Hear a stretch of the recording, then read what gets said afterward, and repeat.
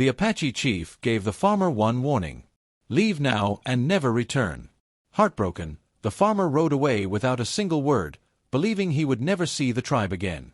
But only a few days later, disaster struck the Apache village, and the one man they had turned away became their last chance to survive. What happened next transformed enemies into family and became a story the frontier would never forget. Stay with us until the end for this unforgettable tale of courage, forgiveness, and redemption. Morning sunlight stretched across the wide valley as Daniel Harper guided his wagon along a narrow trail that bordered Apache land. Behind him were sacks of seed, farming tools, and a few chickens resting quietly in wooden crates. He was searching for fertile ground where he could begin a new life after losing his family farm to years of drought. Daniel had heard many stories about the Apache people. Some painted them as dangerous, while others spoke of their courage and honor. He had learned long ago that stories often changed depending on who was telling them. He preferred to judge people after meeting them himself. As he reached a clear stream, he noticed something troubling. Several young Apache children were trying to lift a heavy fallen tree that blocked the flow of water toward their village gardens.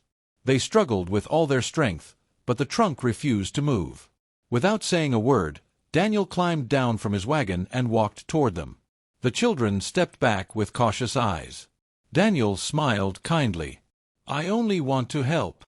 Using a rope from his wagon and the strength of his 2 horses, he slowly pulled the tree aside. Water rushed through the channel once again, bringing smiles to the children's faces. Before anyone could thank him, the sound of approaching horses echoed across the valley. A group of Apache warriors surrounded the wagon. Their leader was an older man whose calm face carried the authority of many years. It was the Apache chief. His eyes moved from the flowing water to Daniel. "Why are you here?" the chief asked. "I am looking for land where I can farm." "You have entered territory that belongs to my people." Daniel nodded respectfully. "I meant no harm." The chief studied him for a long moment before speaking again. "You helped our children, and for that I thank you." Daniel believed the conversation was ending peacefully. Then the chief's voice grew firm. "But you cannot stay."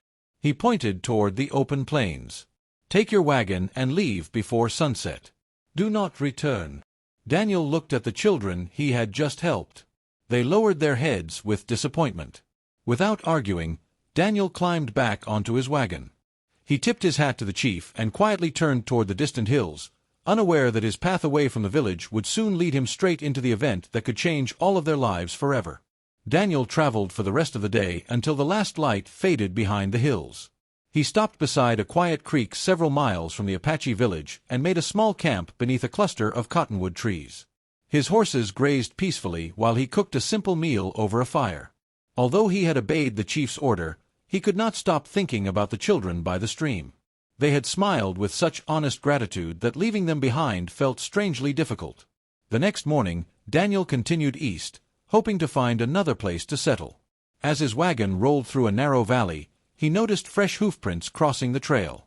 They were deep and uneven, as if several horses had been moving in great haste.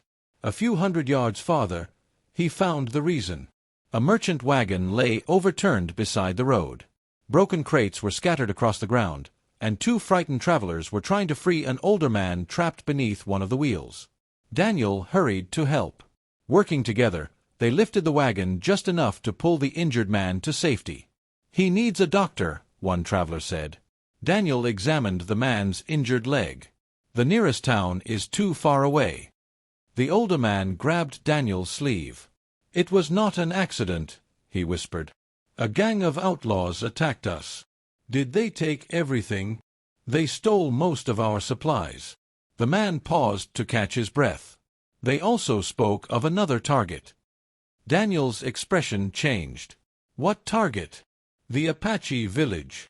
The injured merchant looked toward the distant mountains. "They believe the tribe has food, horses, and valuable trade goods. They plan to attack within a few days." Daniel felt a knot tighten in his stomach. The chief had ordered him to leave, yet innocent families would suffer if the warning never reached them. One traveler shook his head.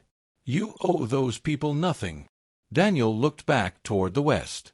"I cannot pretend I never heard this." He gave the travelers food and directions to the nearest settlement before turning his wagon around. By late afternoon, he was once again traveling toward Apache land. As the sun began to set, he noticed smoke rising far in the distance. It was coming from the direction of the village. Daniel urged his horses forward, praying he was not already too late. Daniel reached the edge of the Apache village just before nightfall. The smoke he had seen came from burning storage sheds on the outskirts of the settlement. Villagers rushed to carry water while warriors searched the surrounding hills. The chief stepped forward the moment he saw Daniel. "I told you never to return."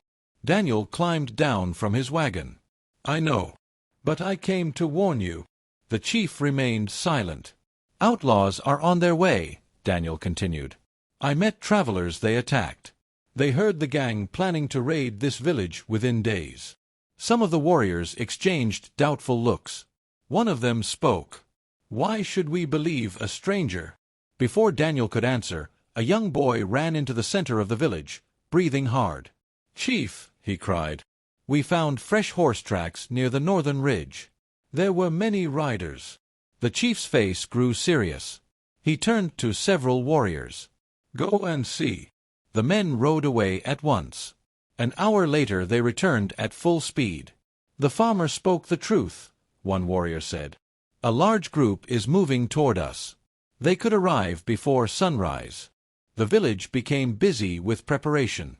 Families carried food and water into safer shelters while the warriors gathered their weapons. The chief walked slowly toward Daniel.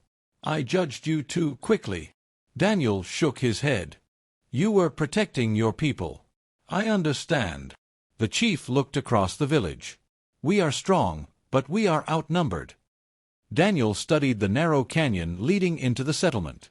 "There is only one road wide enough for a large group of riders." The chief nodded. "Yes. Then that is where we stop them."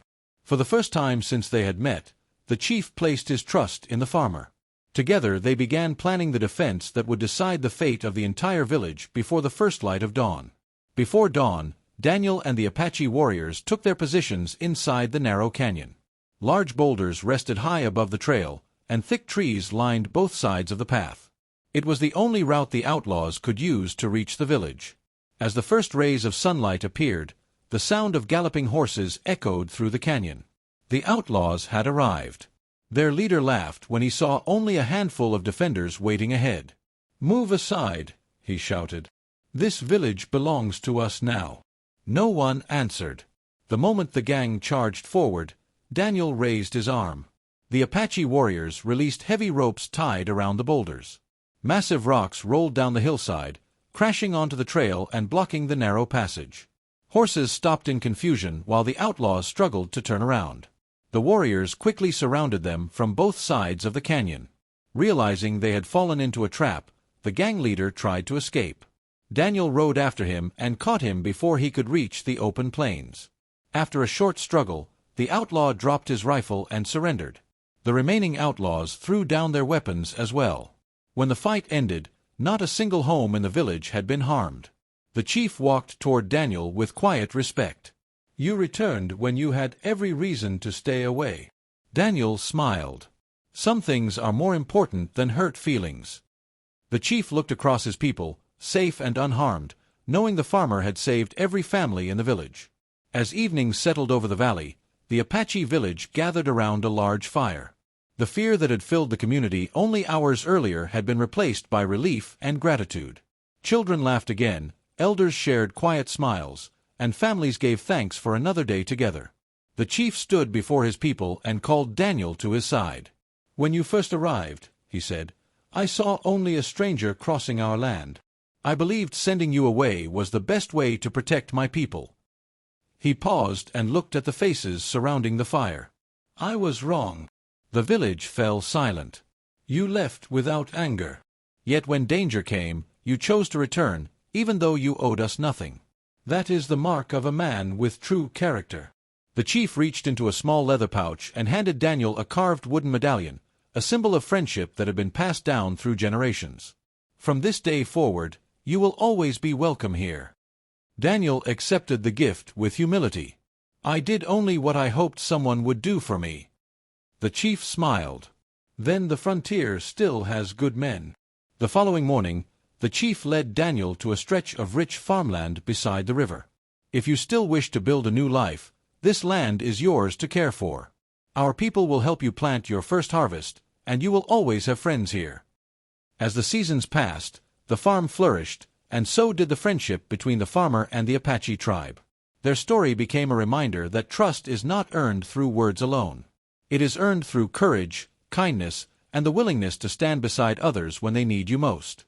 As the sun disappeared beyond the frontier, the story of the farmer and the Apache chief became a lasting reminder that first impressions do not always reveal a person's true character. Trust is built through actions, courage is proven in difficult moments, and even a single act of kindness can change the future of an entire community. Long after the danger had passed, people remembered not the battle, but the farmer who returned when everyone expected him to stay away. If you enjoyed this Western frontier story, please like this video and subscribe to the channel for more original tales of courage, honor, sacrifice, redemption, and unforgettable journeys across the Old West. Turn on notifications so you never miss a new story. We would love to hear your thoughts. If you were in Daniel's place, would you have returned to help the people who had sent you away? Leave your answer in the comments below. Share this story with your friends and family, and thank you for watching. We will see you in the next Frontier Legend.